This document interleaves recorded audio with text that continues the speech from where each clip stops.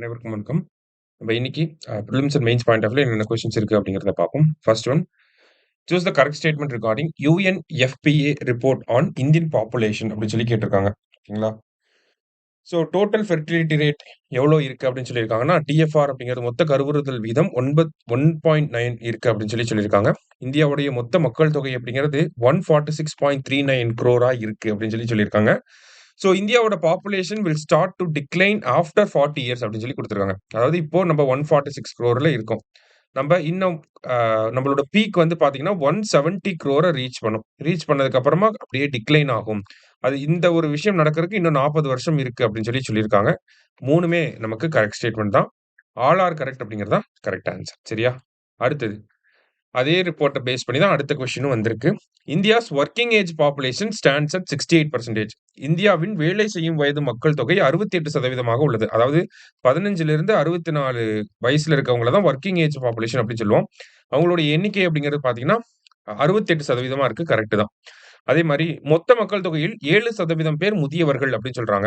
So இந்த report படி பார்க்கிறப்ப 65 வயசுக்கு மேல இருக்கிறவங்கள வந்து என்னன்னு சொல்லுவாங்க? 65க்கு மேல இருக்கிறவங்கள முதியவர்கள் அப்படின்னு சொல்லுவாங்க.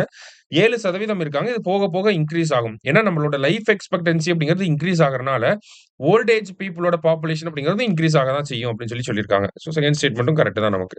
ஓகேவா? அடுத்தது, லைஃப் எக்ஸ்பெக்டன்சி ஃபார் மேல் is 71 years and for female 74 years அப்படின்னு சொல்லி குடுத்திருக்காங்க. ஆண்களின் ஆயுட்காலம் 71 ஆண்டுகள் மற்றும் பெண்களின் ஆயுட்காலம் 74 ஆண்டுகள்னு சொல்லியிருக்காங்க. ஸோ இந்த ரிப்போர்ட்ல சொல்லப்பட்டது தான் 3 ஸ்டேட்மெண்ட்டுமே. 3மே கரெக்ட் தான். ஆல் ஆர் கரெக்ட் அப்படிங்கிறது கரெக்ட் ஆன்சர். அடுத்தது, the report titled fertility crisis was released by அப்படின்னு சொல்லி கேட்டிருக்காங்க. கருவுறுதல் நெருக்கடி என்ற தலைப்பிலான அறிக்கையை யார் வெளியிட்டுள்ளது? நம்ம இதுக்கு முன்னாடி 2 கொஸ்டின் பார்த்தோம் இல்லையா? அந்த கொஸ்டின் எல்லாமே இந்த ஃபெர்டிலிட்டி கிரைசிஸ் அப்படிங்கிற ரிப்போர்ட்ல இருந்து எடுக்கப்பட்டது தான். இத தான் யார் ரிலீஸ் பண்ணியிருக்காங்கன்னா, UNFPA வந்து ரிலீஸ் பண்ணியிருக்காங்க. சரியா? So United Nations Population Fund அப்படிங்கிறது தான் நமக்கு கரெக்ட் ஆன்சர். சரியா? அடுத்தது, who is the author of the book titled India 5000 years of history on the subcontinent? India துணைக்கண்டத்தில் 5000 ஆண்டு வரலாறு அப்படிங்கிற இந்த புத்தகத்தோட ஆசிரியர் யார் அப்படின்னு பார்த்தீங்கன்னா, ஆட்ரே ட்ருஷ்கே அப்படிங்கிற இவரு தான். சரிங்களா? ராமச்சந்திர குஹா பார்த்தீங்கன்னா, ஸ்பீக்கிங் வித் நேச்சர் அப்படிங்கிற இந்த புத்தகத்தை எழுதியிருப்பார். ஓகே, ஸ்பீக்கிங் வித் நேச்சர் அப்படிங்கிற புத்தகத்தை எழுதினது தான் ராமச்சந்திர குஹா அவர்கள். லாஸ்டா, the Astra MK3 missile is named as. Astra MK3 ஏவுகணை எவ்வாறு பெயரிடப்பட்டுள்ளது அப்படின்னா, காந்திவா அப்படின்னு சொல்லி பேர் வச்சிருக்காங்க. காந்திவா அப்படிங்கிறது மகாபாரத போர்ல அர்ஜுனன் பயன்படுத்தின வில்லின் பெயர் தான் காந்திவா அப்படிங்கிறது. அதுக்கு தான் இந்த ஆஸ்ட்ரா MK3க்கு இந்த பெயர் தான் வந்து வச்சிருக்காங்க. இதனுடைய ரேஞ்ச் வந்து பார்த்தீங்கன்னா 300லேருந்து 350 கிலோமீட்டர் வரைக்கும் போகக்கூடியது. இந்த ராம்ஜெட் தொழில்நுட்பத்தினால உருவாக்கப்பட்ட ஒரு விஷயம்.